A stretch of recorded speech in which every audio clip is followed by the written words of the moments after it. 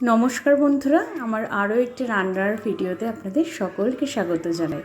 আজকে আমি বানাবো বিচে কলার একটা অসাধারণ রেসিপি।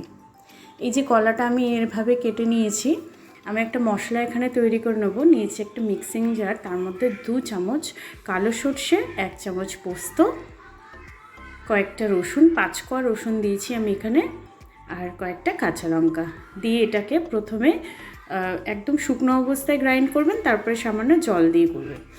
তো আমি কড়াই বসিয়ে জল দিয়ে আমি একটু মিনিট 5 আমি এই কলাটা সেদ্ধ করে নেব। পুরোটা সেদ্ধ করবেন না, একটু এর যে শক্ত ভাবটা চলে যাবে সেই অবস্থায় আপনি লবণ দিয়ে এটাকে সেদ্ধ করে নেব। নিয়ে জল ঝরিয়ে নিলাম।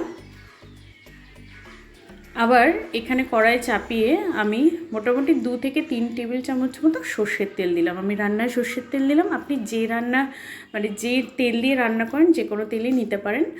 তো কালো জিরে সম্বরা দিলাম। ফোড়ন থেকে মিষ্টি গন্ধ বেরোলে সেদ্ধ করে রাখা বিচে কলা আমি দিয়ে দিলাম।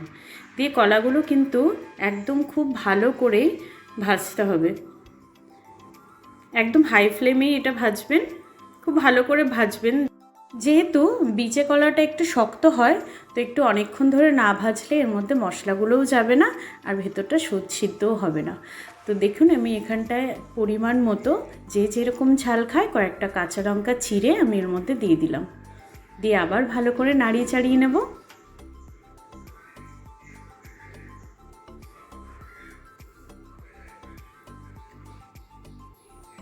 দেখুন, আমার এই যে বিচে কলাগুলো ছিল সেগুলো কিন্তু ভালো করে ভেজে নিয়েছে, আপনি কালারটা দেখতেই পাচ্ছেন চেঞ্জ হয়ে গেছে। তো এই অবস্থায় আমি এখানে 1 চামচ চিনি দিয়ে দিলাম। এই রান্নাটা খুব একটা ঝাল হয় না, একটু চিনির পরিমাণটা 1 চামচই আমি দিয়েছি, যে যেরকম মিষ্টি খেতে পছন্দ করে সেরকম মিষ্টি দেবেন। তো এখানে করে রাখা যে মশলাটা ছিল, যে সর্ষের বাটাটা, সেটা আমি দিয়ে দিলাম। দিয়ে একটুখানি 1 মিনিট মতো নাড়িয়ে চাড়িয়ে জলটা দিয়ে দেবো। সর্ষে কিন্তু বেশিক্ষণ ভাজবেন না, তেতো হয়ে যাবে।